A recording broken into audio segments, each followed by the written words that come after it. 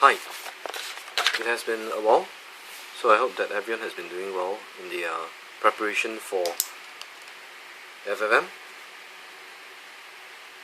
June 2013 exams.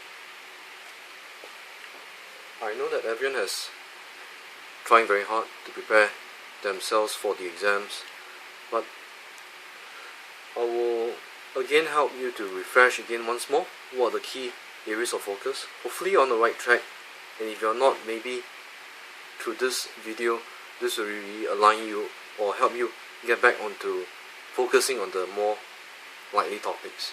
Okay, so just to refresh you, there is the topic of working capital management in your syllabus, followed by the topic of credit management.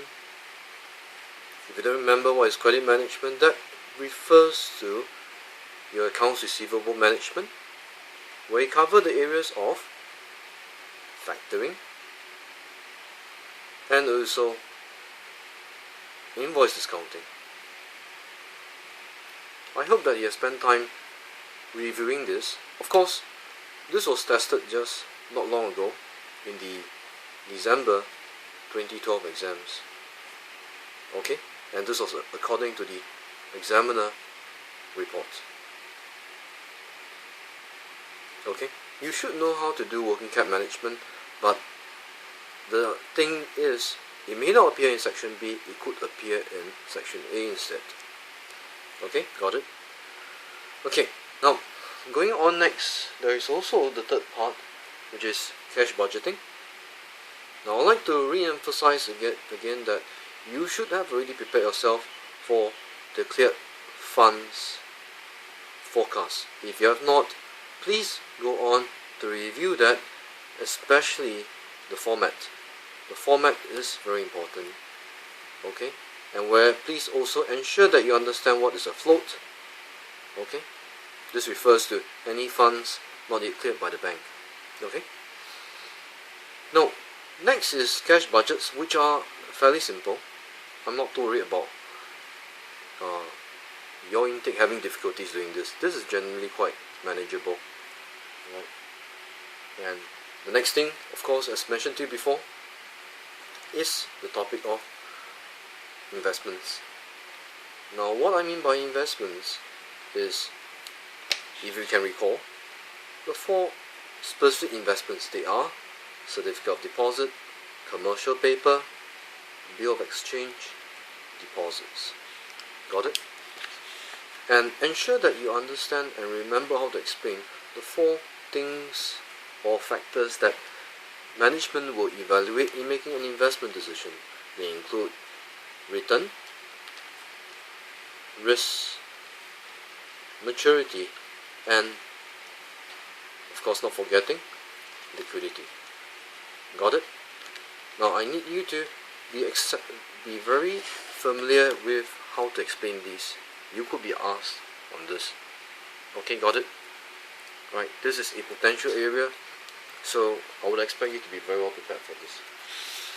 And let's move on to the next portion, which is the appraisal portion.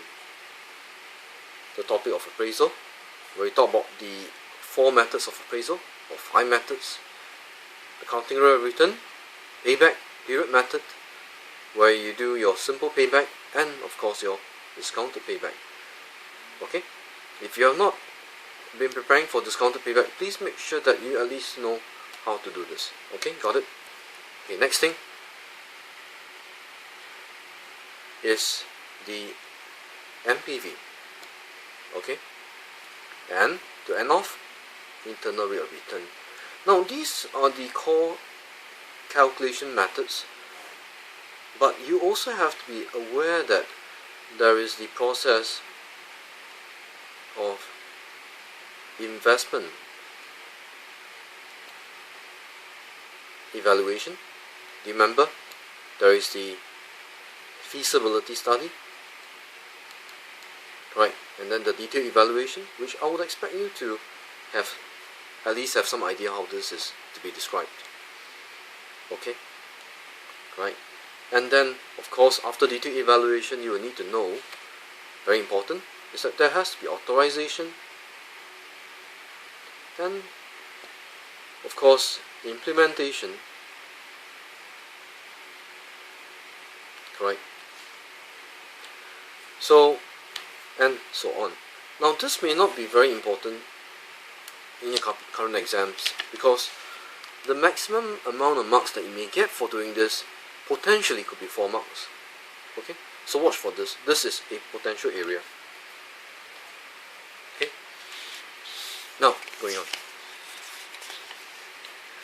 Another thing I would like to also highlight to you is financing. Have you revised your topic of financing? Now, financing covers debt versus equity, right? And you should know the typical questions like describe what is debt, and also describe the advantage and disadvantage. Have you covered this? If not, you need to cover this urgently. Okay, on the area of equity finance, ensure that you understand what is offer for sale, placement, and you talk about the internally generated funds, and not forgetting rights issue. If you do not remember, offer for sale is to the public.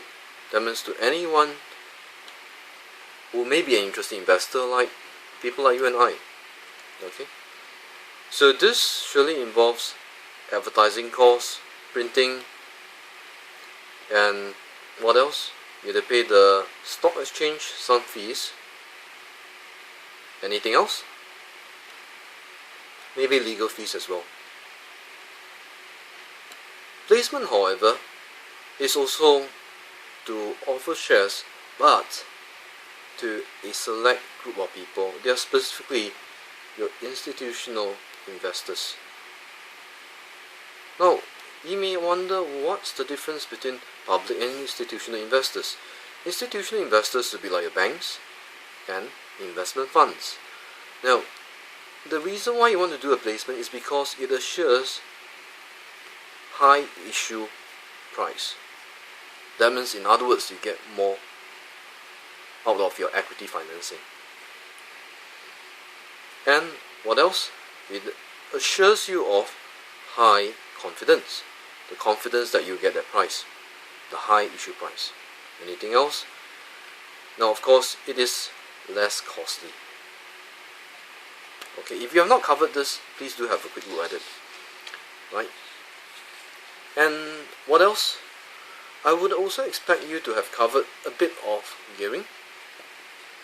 Ensure you know what is gearing, know how to describe what is gearing, and know what is high and what is low gearing, and especially its effects on getting bank financing. Can you ensure that you have done that? Okay, right. And what else?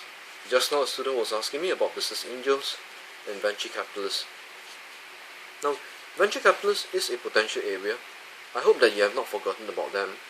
Okay, basically the difference between business angels and venture capitalists is that business angels are typically rich private individuals, and this is typically an informal channel of raising finance, whereas venture capitalists are more of your formal mode of finance.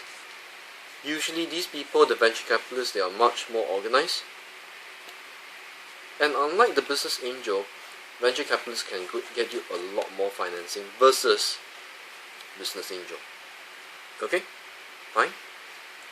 Now note that venture capitalists will not invest in any company. Please note, they have certain conditions. They will be very interested to look at your management track record,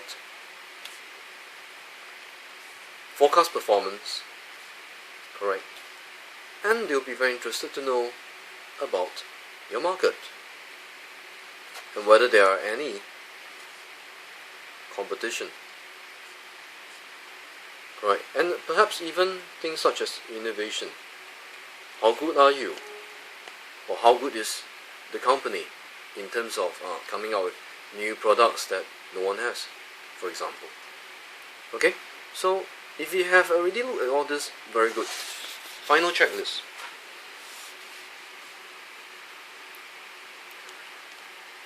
Okay, checklist. Have you looked at